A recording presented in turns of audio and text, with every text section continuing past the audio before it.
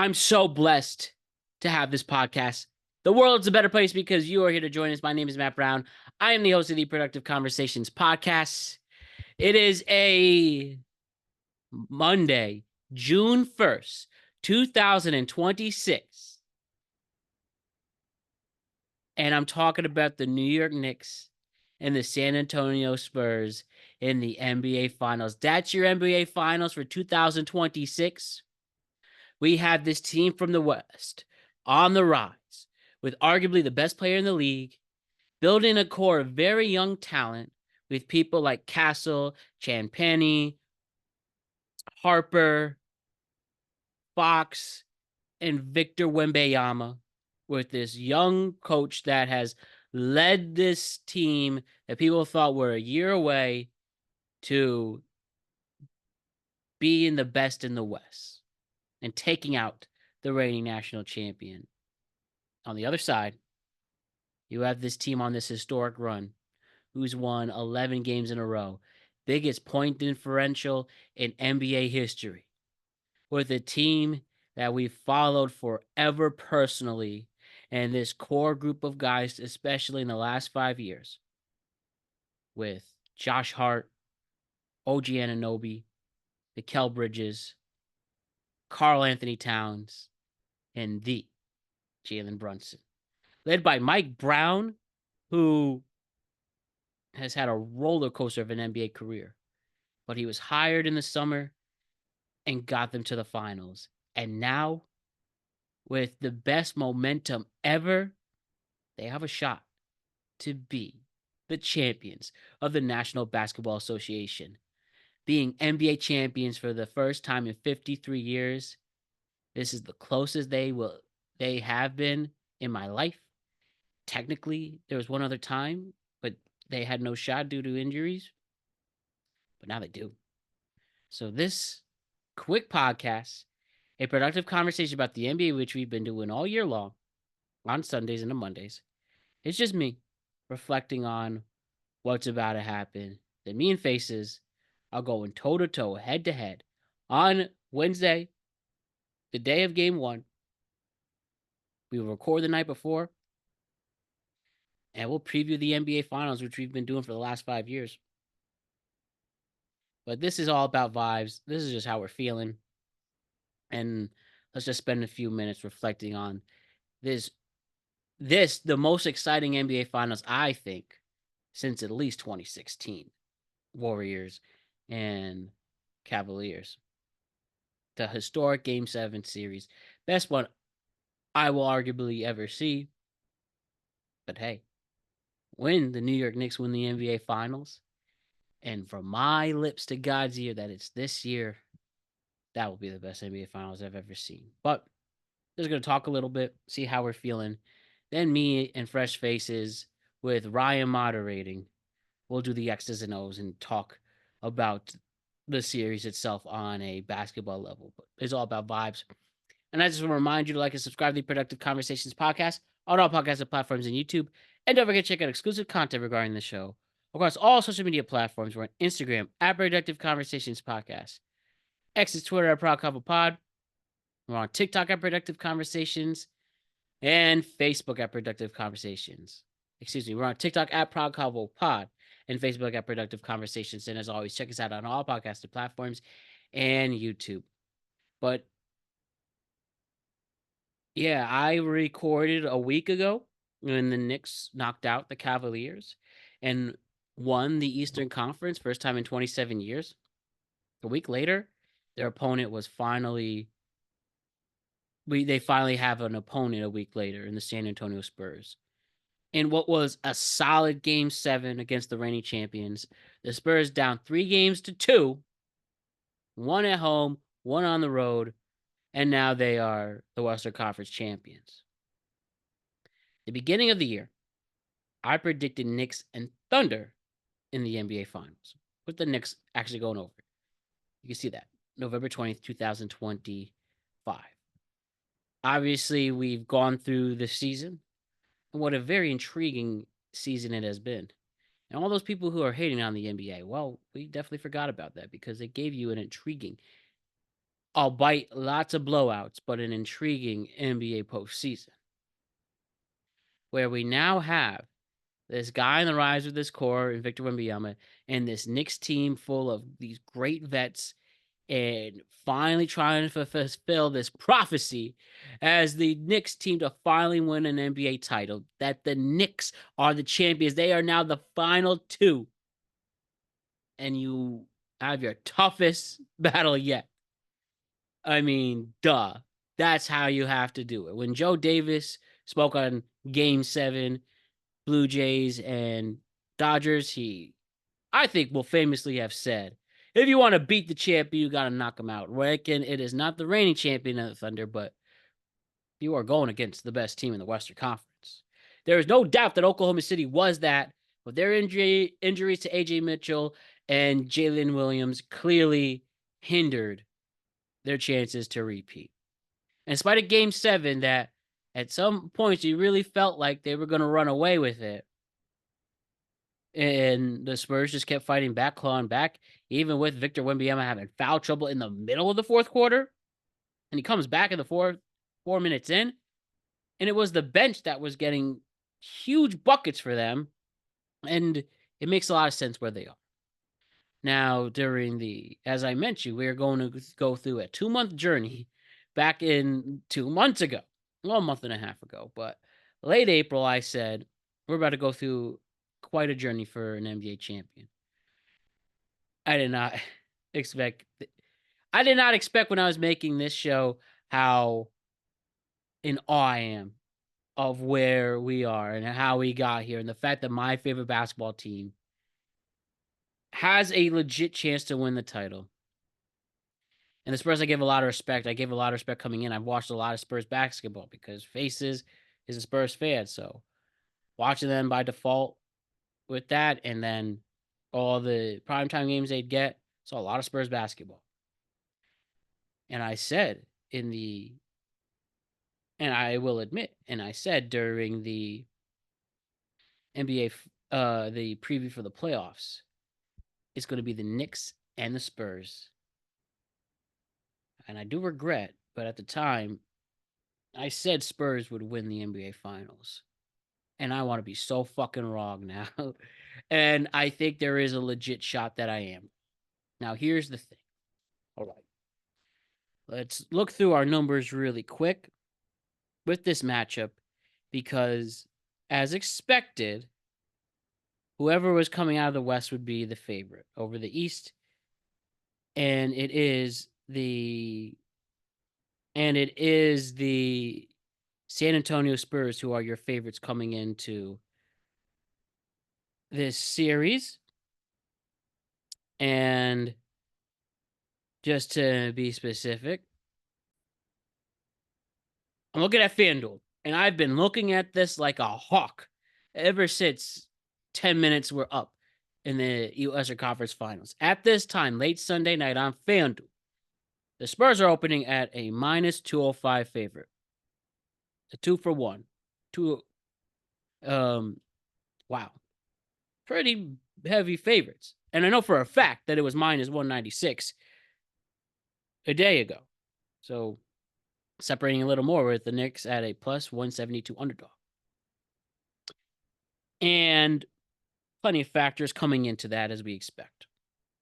Because the Spurs, for one, have a way better defense than any of the Knicks opponents during the Eastern Conference Finals. I have proven on the show that I'm a ball knower. A ball knower. I've proven I'm a ball knower. And if you watch it's been said for years on this show how the West is significantly better than the East. Fine. From a talent level standpoint, they have the better players. They have the better coaches. Okay, whatever. But yet, in the last 8 years now, the last 7 years, there's been a different NBA champion. Now add 8 to that. And it's been a big mix of both Eastern and Western Weffords. Or off the top of my head, we got Toronto, East team, Lakers, West team, Bucks and East team. Warriors a West team. Nuggets a West team. Celtics an East team. Thunder a West team. So about 5-4. 5-3. So mostly the Western Conference has gone over. And if anybody's seen this Spurs team, one thing, as I mentioned, not to get that I got off track, but the Knicks played inferior defenses. I think the Hawks are like 14th ranked defense off the top of my head, or the Cavs are ranked 14th. The Hawks are ranked like 21 or 22, and the Sixers are 18. Now they're playing, I believe, the second or third best defense in the league. That's already a major factor. And the fact that the opposing rosters for nowhere close to where the Spurs are. Obviously, Victor Wembanyama is a generational player, defensive player of the year. Heck, he probably went hand being snubbed by the MVP this year. But next to him, you have this core that, ran through the West during the NBA Cup, if anything, in the beginning part of the year. Has been pretty steady throughout, as I mentioned. Deep bench. It seems everybody's healthy, especially Harper and Fox. Major factor. And players I've named before, Chad Penny, Harper, Castle, Wemby, Harper, Castle, Wemby, and Harper, Castle, Wemby, Champagny, and De'Aaron Fox. And then you have Luke Cornett, who made the game-winning block, the play of that Western Conference, who's going to be a major factor off the bench. You have Carter Bryant, who faces his favorite, always talking about how much a factor he is as a rookie. You have such great veteran presence too, and like Bismack Biyombo. Those veteran presence matter, and they clearly have stepped up when they needed to. And again, I think if anything to pay attention with the Spurs after Victor Wembanyama gets in foul trouble, and you need him in there in a close game 7 on the road, and they still put it off with the other. Didn't get a charge call, played proper defense when needed to, and the rest of the bench stepped up when they needed, and that's why we had the result with where we are. And Mitch Johnson, only 38 years old, leading the Spurs to the Western Conference, and the fact that you have like someone like Sean Sweeney, who's been a top assistant coach forever. He's now going to the Orlando Magic. I am sure that he will create a great culture over there. The Spurs are legit. And as I said, and I came out before the postseason began, that I think they're going to win the Western Conference, even against OKC. This was before the injuries, of course, and Jalen Williams was still out, but I thought that they had the better pedigree. And that makes me scared for this series. I'm not going to lie. I respect the hell out of the Spurs, especially the cultures they've been going through. Obviously, Pop's culture. Pop being there after everything he's gone through. I mean, you got to respect the dude. Also forgot Dylan Vessel, who's been a major. Devin Vessel has been such a major factor too. Got the game-winning dunk and all that. So he's an important part of this roster. Keldon Johnson, good one as well. So I think we have to. I've seen online and I've seen all over the place. Well, mostly Knicks Twitter, but I love Knicks Twitter. It's been my favorite. While Knicks in 4 would be something else. And at least the way they have been playing, yeah, maybe there really is a shot that could happen. Very slight one, let's be real, but a chance that it can happen nonetheless. And I think that I think that we need to be realistic. Is this going to be a late series? I would be floored if everybody was 100% healthy and there is a sweep. That'd be insane. It goes the other way around too. People saying Knicks are going to get swept. Knicks are going to have a gentleman sweep. Have you seen how this team has played in the last 2 weeks, despite going up against the East and very bad defenses? The way they're playing, it can beat anybody. And I'm very confident in saying that. So the idea of a sweep or gentleman sweep is very high. The smallest is the Spurs at plus 360 to win it in 5, which actually isn't terrible. But the next highest lowest after that is the Spurs in 7. And if anything, too, they have the home court advantage, which Knicks have clearly taken advantage of, with the exception. No, yeah, the Knicks have taken advantage of. I don't know, I blanked on it. They've had a home court this whole time. And they're not going to have that here in San Antonio.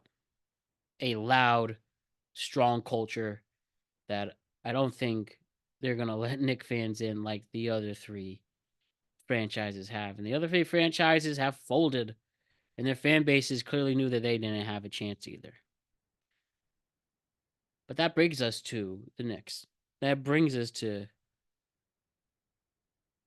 going up as not heavy underdogs, but they are legit underdogs in this series. If anything, as I mentioned, minus 205, 2/1 for the Spurs to win it all. That's pretty significant. And the Knicks at plus 172. But you know what? And if you think this is biased, if you think this is delusional, whatever. But I will make fair points that this Knicks team, the way they are playing as a unit, not needing to play through Brunson, and the fact that especially their main 5 have really stepped up like crazy, especially Mikal Bridges and Karl Anthony Towns is why they have been so dominant.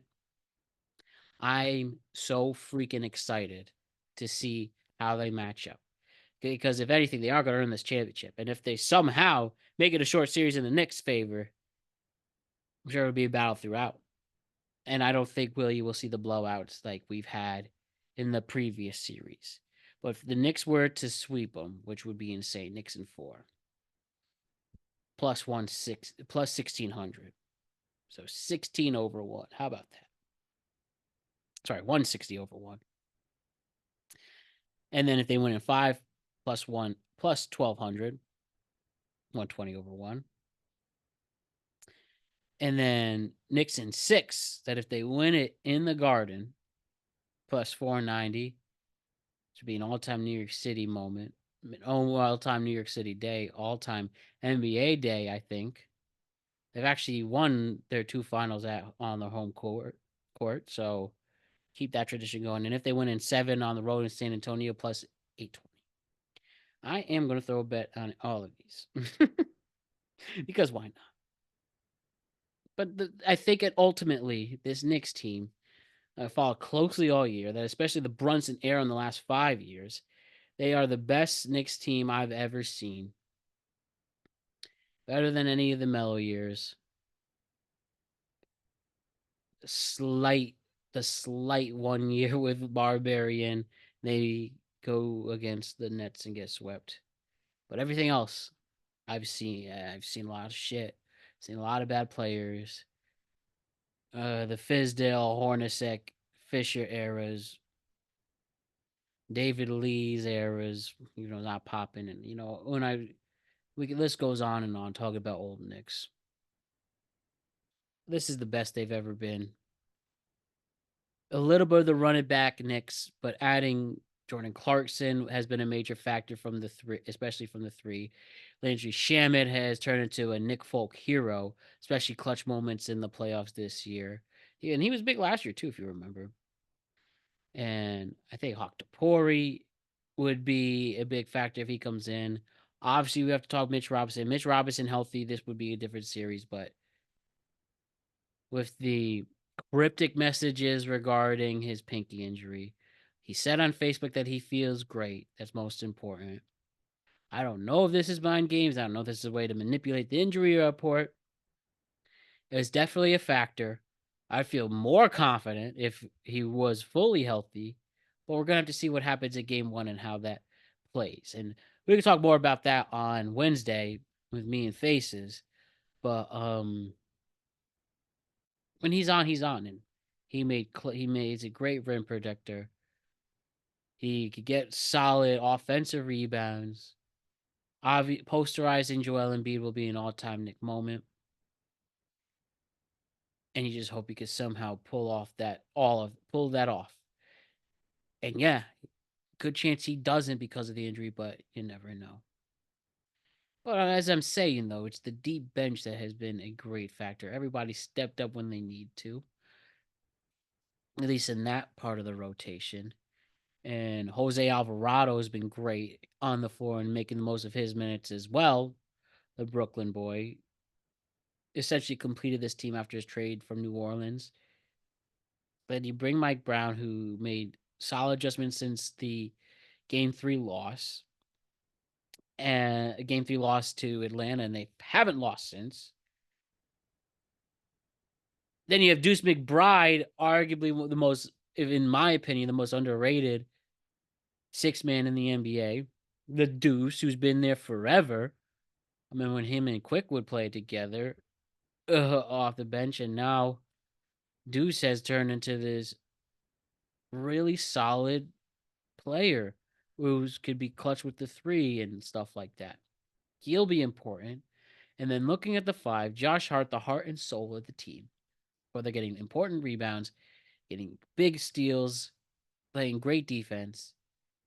He's important on the floor. OG Anunoby, the best player in the postseason until he got injured.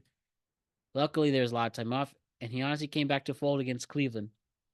Drives to the rim, makes the threes when we need him to, and he's actually won the finals before. He is a finals winner. And though I know he was hurt towards the end of that finals, he's healthy now. He will be a very important person on the floor. Mikal Bridges, I think, has been the X factor, the game changer. Because as soon as he's gone off after not scoring in game 3 and people criticizing him and people being mad about all those picks they traded Brooklyn for to get him and what he's turned into, his corner 3 in game 1, he is very underrated on defense and he's made some solid plays to being clutch when he needs to as well. We're not in this position without Mikal Bridges. And whatever Mike Brown and that staff did to inspire him is the major X factor. And on top of that, Karl-Anthony Towns, what a season we've had. A lot of people wanted him out at one point in the year, and people felt he was soft and not stepping where he need to. Gets called out by Shaq last postseason, and ever since, goes up to Mike Brown and said, "Have the offense run through me, making adjustments in the Atlantic series." You're at a point where Giannis to New York is not a thing anymore. That even if this goes in the worst case scenario, the Knicks don't win, no need to trade for Giannis. We have Karl-Anthony Towns, who is still a top 15, top 20 player in the NBA, who's still a major X factor,